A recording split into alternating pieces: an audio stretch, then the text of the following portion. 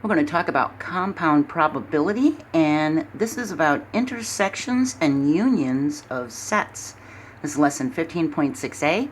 If you haven't seen the 14 previous videos for this chapter, you might become lost or confused, and there's links in the description. Because the sample space of an experiment is the set of all possible outcomes, we need to understand some basic ideas about sets. We have set A and set B. Set A consists of A, B, C, D, and set B consists of A, C, E, G. If you look at what they have in common, they both have A and they both have C, don't they? So this is the set of elements that A and B have in common.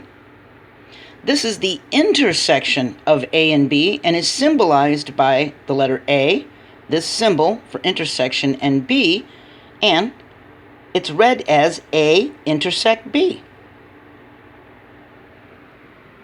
So here we have them again, set A and set B. So for sets A and B, we have A intersect B, and it equals the set A and C.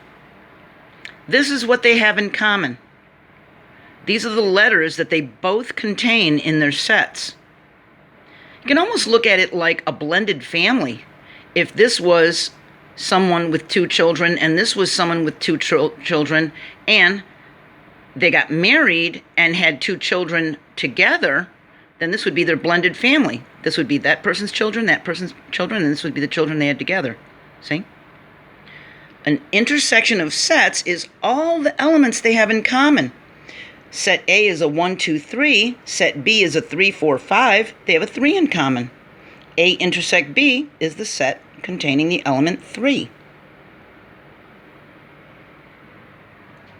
Another set that we need to understand is the set of elements that belong to either A or B. And this set is called the union of A and B and is symbolized by the letter A, the union symbol, and B, and we read it as A union B.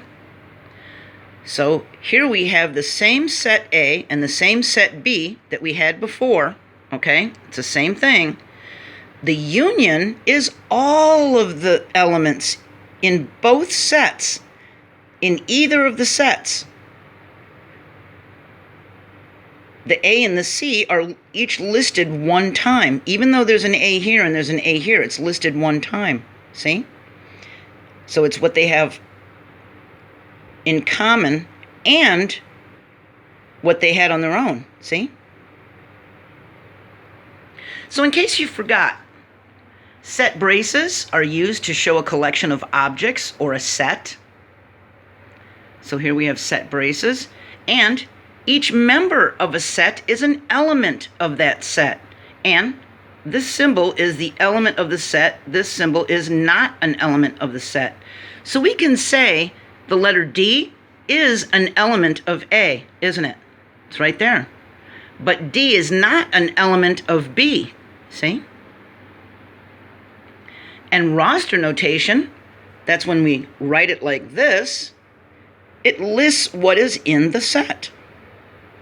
Now, we first discussed intersections and unions back in video 2.6a and 2.6b.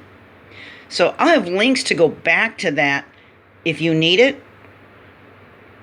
If the sets have no common members, the intersection is an empty set.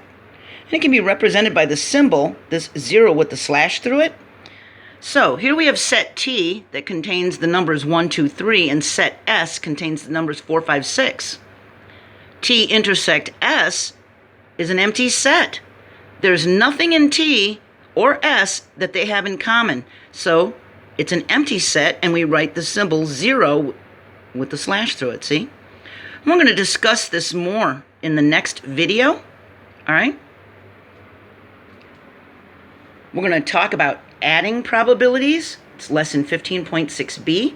We're going to find the probability that one event or another will occur. So if this video was helpful, please hit the like button. It really does help my channel. It lets people know that I've got videos that are helpful. And I hope you're doing okay. And keep your chin up. Keep trying, okay? I'm proud of you. And I'll see you next time. Bye.